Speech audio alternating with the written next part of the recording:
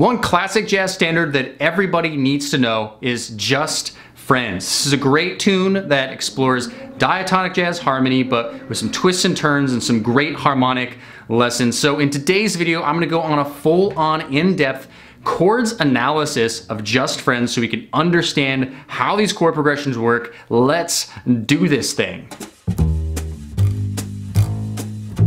What's up, Brent here from LearnJazzStandards.com, which is a blog, a podcast, and videos all geared towards helping you become a better jazz musician. Hey, if you never subscribed to this channel before, make sure you subscribe below to get locked in to what we have got going on here. So Just Friends is a great tune, love this tune, and this video I'm about to show you comes out of my companion course from my ebook and companion course, the Jazz Standards Playbook Volume 2, which is brand new. So if you like this, go check it out, the Jazz Standards Playbook 2.com. All right, let's jump right into the video.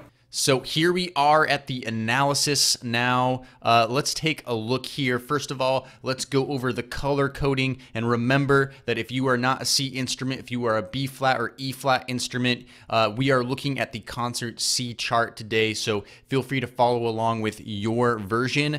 We are looking at different chords here, chord names, but of course everything is the exact same as far as the relationships we're going to be talking about in the harmony.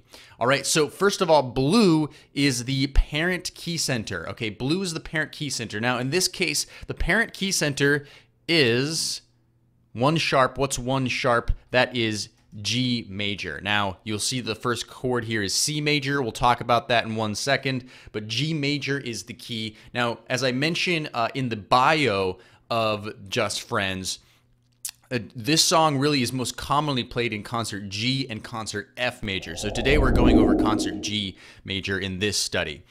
Purple is a 2-5 of 3 in the parallel minor. We'll go over that in a second. Red is a 2-5 of 6, so a secondary dominant chord progression. Orange is a 2-5 of 4. So all of this will make sense in a second. Of course, in the book, you have the color analysis there for you to understand what those mean. So let's start digging right into this. So first of all, we start with a C major 7. I tell a really funny story in the book about how I got really embarrassed playing with this guitarist, John Stoll, when I was in college and I was going to this master class of his, and I got flustered and I accidentally called the song in concert C major, and he went ahead and played it in concert C major, and I was playing the melody and it sounded completely wrong.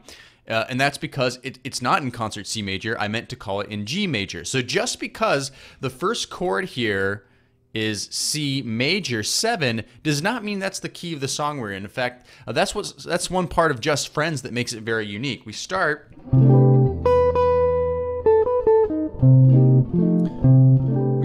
on the C major 7 here, which is actually the 4 chord of G major. Okay, so C major 7 is where it starts. The first melody note is the 7th, by the way.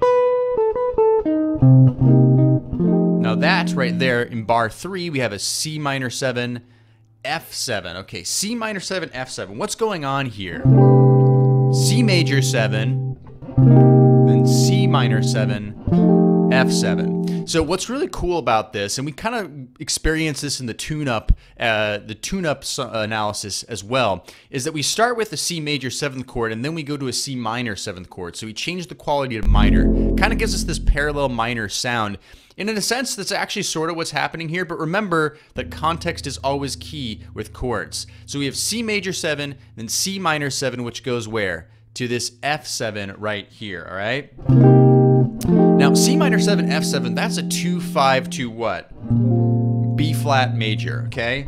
C minor 7, F7. I would expect that in bar 5 we have a B flat major, but we clearly don't. We have a G major. So what's going on here? I have this color-coded purple as the 2-5 of the 3 of the parallel minor. Okay, so what is the 3 of the parallel minor? So first of all, what is the parallel minor? If the key of the song is G major 7, that's the parent minor, the parent major, then the parent minor, or the parallel minor rather, is what? G minor, right? So what is the 3 chord of G minor? Well, if we go through the series, the diatonic series, G minor, A minor 7 flat 5, B flat major 7 is the 3 chord, right? And C minor 7, F7 is a 2-5 into B flat major. So what we're doing is a little bit of modal interchange. We talked about that a little bit in the tune-up study. And we are borrowing chords from the parallel minor. Now, we don't resolve to the 3 chord here, but that's the function there, 2-5 of 3 in the parallel minor. But there's another function going on here. I'm going to circle it because this is super important. We have a backdoor 2-5 to the 1 major, a backdoor 2-5. Now remember, we talked about backdoor dominance, especially in the There Will Never Be Another You study, where we really first saw that come to light here. And a backdoor dominant, right, is replacing the 5 chord, and it's basically a whole step down, a dominant 7th, a whole step down from the tonic. Okay, so what's the backdoor dominant here? It's this F7. And where is it going? It's going right here to the G major 7, right? The tonic, the parent key center. So we have a 2-5 to 1 major, a backdoor dominant, right? So we have a C minor 7, F7 that resolves to a G major 7, right? The F7, it's really substituting for the G7. Or sorry, the D7. The D7 would be the 5 chord of G major 7. Does that make sense? So we have a backdoor dominant 2-5-1. So we have 2 ways of looking at this progression right here. A 2-5-1 of 3, so the 3 of the parallel minor. So we have this modal interchange. And then a backdoor 2-5 to the 1, which I think is the most practical way to look at it. But again, it's important for me to give you these different angles when we're analyzing jazz standards, because there's definitely more than one way to look at them. Okay, now we don't really hit the tonic of the parent key center until right here in bar 5, right? So finally, we're at G major. So we start at the beginning. Okay, G major 7, the 1 chord. Okay, then we have a B flat minor 7 and an E flat 7 over here in bars 7 and 8. What's going on here? Another cool, I guess 2 different ways to look at it here. So first of all, B flat minor 7 and E flat 7 is a 2-5 and A flat major, right? That's kind of what my ear wants to hear, but of course we don't do that. We don't resolve to that. We resolve to an A minor 7 in bar 9. So clearly something else is going on here, a different function.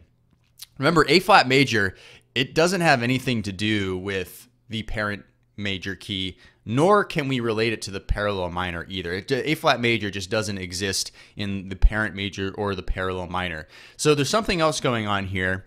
And you see that I have this labeled chromatic 2-5, a chromatic 2-5. I give a definition for this in the book, and a chromatic 2-5 is basically a 2-5 chord progression that approaches another diatonic chord progression by half step, by chromatically. So in this case, B flat minor 7, E flat 7. Now look to bar 9.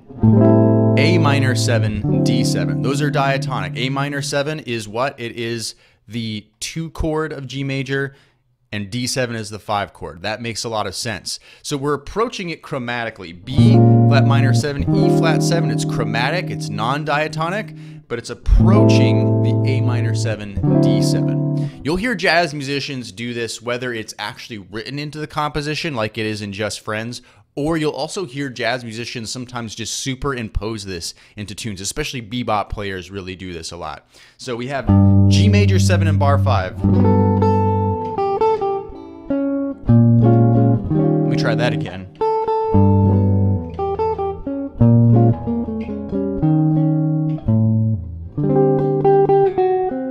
Right, so this chromatic 2-5, then we A minor 7, D7. So that is the 2-5.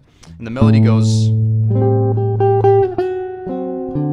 okay. Then in bars 11, we have a 2-5-1 of 6. What's the 6th chord in G major? It's E minor 7, right? So this is a secondary dominant chord progression, because remember, F sharp minor 7 flat 5 and B7, they don't really have anything to do with G major, right? But they do have a lot to do with E minor 7, which is the 6th chord in G major. So this is another secondary dominant chord progression. I mean, man, these secondary dominants and backdoor dominants so far in this book are hugely important to understand, right? So, right? That's the A7, by the way, in 13 right here. Let's talk about that in a second here. But essentially, let's review. So bars 9, well, we'll start actually with the chromatic 2-5. B flat minor 7, E7, A minor 7, D7, 2-5 to the relative minor, the 6th chord, right? Secondary dominant. Now, bar 13, A7. We've discovered this before in a previous study. It's the 2 dominant 7 that does what? Okay, 2 dominant 7.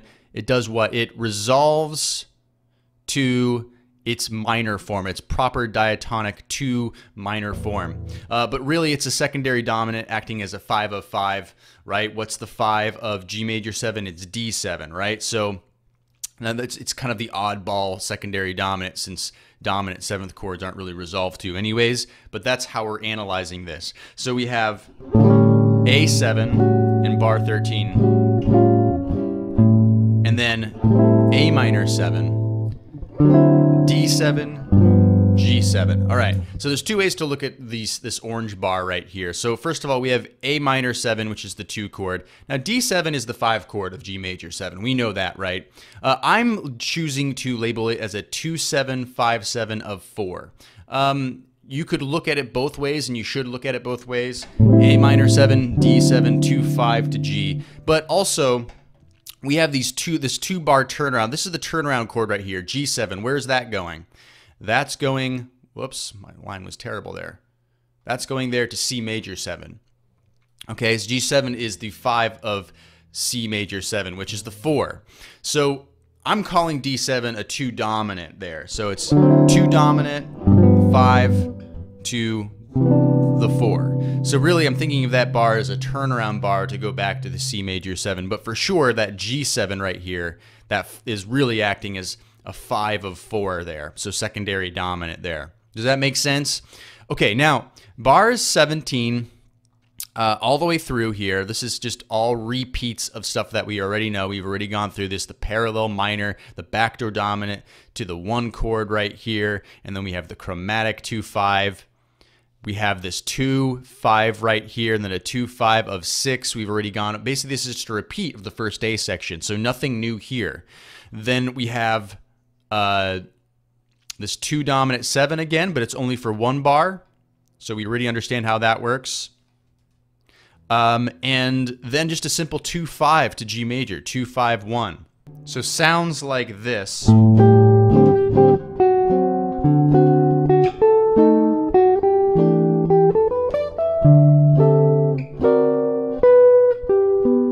Right? Resolving to the G major, the 1 chord at the very end. So it's interesting, just friends, we start with a C major 7, the 4 chord, and at the end we nicely resolve to the tonic again.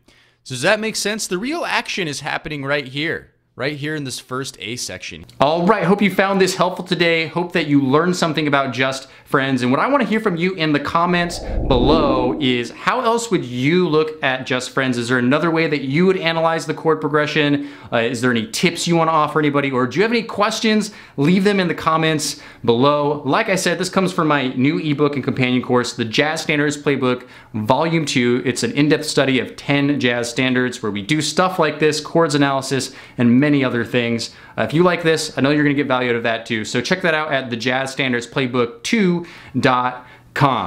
All right, enjoy doing this. Hope you got some value. Make sure you hit that like button to let YouTube know that more people should check this video out. Thanks for doing that. Appreciate you taking the time, and I'll see you in the next video.